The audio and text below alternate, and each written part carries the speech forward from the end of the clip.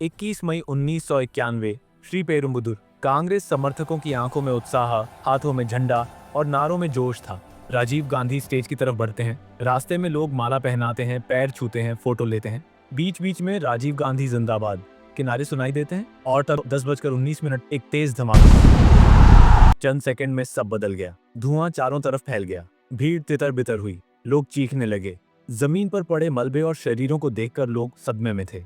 इस ब्लास्ट में 18 लोगों की हुई और उन्हीं में से एक थे पूर्व प्रधानमंत्री राजीव गांधी।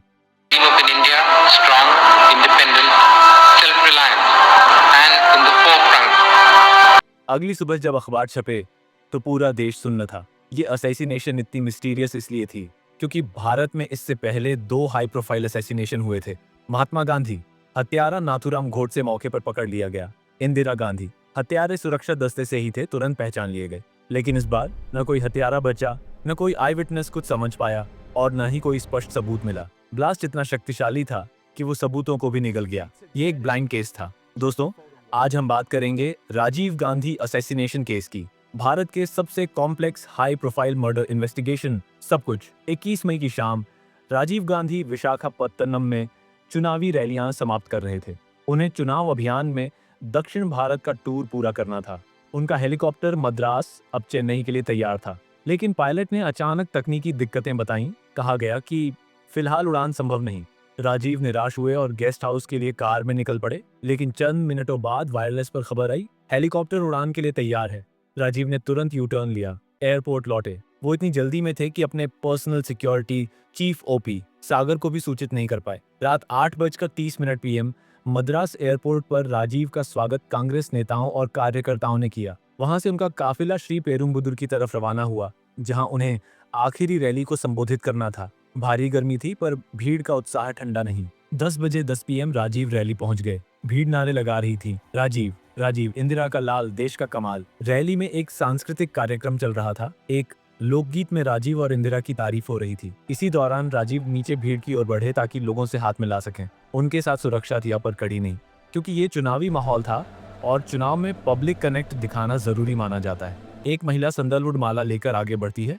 वो राजीव से 2 से 3 फुट की दूरी पर है। एक दूसरी महिला ऑरेंज ग्रीन आउटफिट, स्पेक्टिकल्स और माला लेकर राजीव के पास आती है और पैर छूने के लिए झुकती है। और अगला सेकंड लास्ट 22 मई की सुबह भारत ने अखबारों में वो तस्वीरें देखी जिन्हें कभी भूल नहीं सकता। हेडलाइंस सिर्फ एक थी, Rajiv Gandhi killed in bomb blast. प्रधानमंत्री चंद्रशेखर तुरंत रैली छोड़कर दिल्ली वापस आए। आपातकालीन कैबिनेट बैठक बुली गई। RAWIB, military intelligence, Tamil Nadu police, सब एक ही कमरे में, और किसी के पास कोई जवाब नहीं था कि ये कैसे हुआ, किसने किया और क्यों।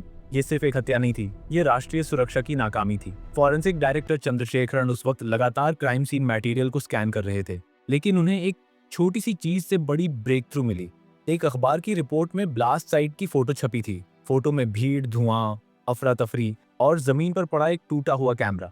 ये कैमरा किसी आम आदमी का नहीं, बल्कि फोटो जर्नलिस्ट हरि बाबू का था, जो मौके पर कवरेज करने आए थे और ब्लास्ट में मारे गए। वहीं से कहानी ने ट्विस्ट लिया, क्योंकि हरि बाबू के फिल्म रोल में वो सब कुछ रिकॉर्ड था जो किसी इंसानी आंखों ने देखा तो था पर याद नहीं रखा। कैमरा फोरेंसिक को दिया गया, फिल्म निकालकर डेवलप की गई और जैसे जैसे फोटो निकलती गई तस्वीर साफ होती गई। एक फोटो में राजीव गांधी मुस्कुराते हुए भीड़ से मिल रहे हैं। उसी भीड़ में से एक यंग तमिल महिला सलवार सूट में ब्लैक हेड स्कार्फ पहने राजीव के बेहद करीब खड़ी थी, और उसके बगल में एक दूसरा व्यक्ति सफेद कपड़ों में, हाथ में नोटबुक लिए, ऊपर से पूरी तरह नॉर्मल दिखता हुआ। इसी फोटो ने पहली बार संकेत दिया, ये कोई स्टेज के नीचे वाला टारगेटेड ब्लास्ट नहीं था, ये एक ह्यूमन बॉम्ब ऑपरेशन था। फॉरेंसिक टीम ने ब्लास्ट साइट से नीला डेनिम, ऑरेंज ग्रीन थ्रेड्स और वायरिंग का अवशेष निकाला। तकनीकी जांच में पता चला कि बम किसी स्टैंड पर या स्टेज के नीचे फिट नहीं था, बल्कि शरीर पर बांधा गया था, यानी ये सुसाइड मिशन था। अब फोरेंसिक फोटो और वायरिंग दोनों मिलकर एक ही दिशा में इशारा कर रहे थे।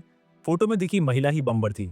मीडिया ने तुरंत शक की सुई LTTE, लिबरेशन टाइगर्स अनाफ तमिलीलम पर घुमा दी, क्योंकि वो श्रीलंका में तमिल अलग राष्ट्र के लिए लड़ रहे थे।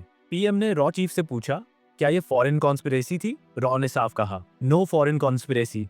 यहाँ एक दिलचस्प तथ्य सामने आया, LTTE का टॉप मेंबर किट्टू रॉ का एसेट था। इसी वजह से रॉ शुरुआत में LTTE को डायरेक्टली पॉइंट नहीं कर रहा था। पर दूसरी एजेंसियों को तस्वीर अलग दिख रही थी। ब्रेक थ्रू तब आया जब तमिलनाडु में एक साधारण सी पुलिस चेकिंग में ओवर स्पीडिंग के मामले में एक युवक पकड़ा गया। नाम था शंकर कोनेश्वरन, श्रीलंकन तमिल। फोटो दिखाई गई और शंकर ने सफेद कपड़ों वाले व्यक्ति को पहचान लिया, शिवरासन। ये सिर्फ कोई ऑपरेटिव नहीं था, ये था एलटीटीई चीफ प्रभाकरण का सबसे भरोसेमंद अकाउंटेंट और ऑपरेशंस मैनेजर। शंकर की डायरी में एक नाम मिला, नलिनी। नलिनी एक तमिलनाडु की महिला थी और उसका लवर था मुरुगन एलियस दास, जो एलटीटीई के सुसाइड स्क्वाड से जुड़ा था। धीरे धीरे ब्लास्ट नेटवर्क सामने आने लगा। धनु, वही महिला जो फोटो में थी, सुसाइड बम्बर शुभा, बैकअप ऑपरेटिव नलिनी और Murugan, local support Sivarasan, mastermind LTTE, headquarter Sri Lanka में। तमिलनाडु में पोस्टर्स चिपके, इंटेलिजेंस एक्टिव। पर शिवरासन मद्रास से बेंगलुरु एक ऑनर टैंकर के सीक्रेट चैम्बर में 350 किलोमीटर निकल गया बिना पकड़े। 2 अगस्त, बेंगलुरु के इंदिरा नगर में पहला सेफ हाउस मिला, छापा पड़ा, लेकिन एलटीटीई मेंबर्स ने साइनाइड खा लिया।